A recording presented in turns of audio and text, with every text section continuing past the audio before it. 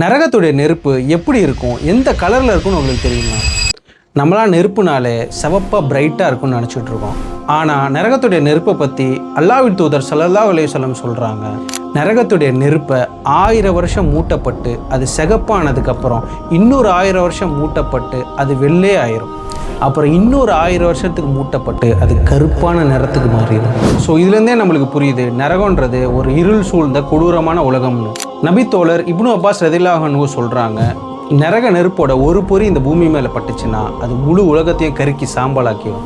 அது மட்டும் இல்லாமல் நரகன்றது வெறும் நெருப்பு மட்டும் இல்லை, அதுக்கு நேர் எதிராக எக்ஸ்ட்ரீம் கோல்டாக இருக்கும். அந்த குளிர் உடல்களை உரைய வச்சு சுக்குநூறாக்கிடும்.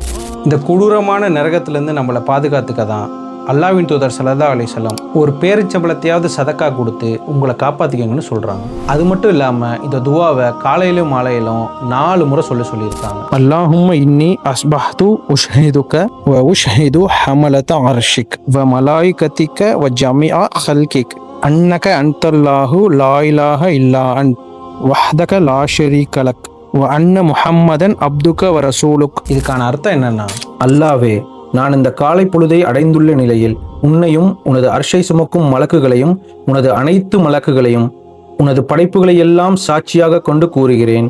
நிச்சயமாக நீயே அல்லாஹ், உன்னை தவிர வணக்கத்துக்குரிய எவரும் இல்லை, நீ ஒருவனே, உனக்கு இணை யாரும் இல்லை.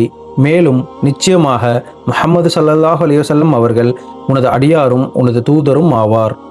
ஸோ இது மாதிரி நல்ல செயல்களை செஞ்சு நரகத்துலேருந்து நம்மளை பாதுகாத்துக்கலாம் இன்ஷா அல்லாஹ்.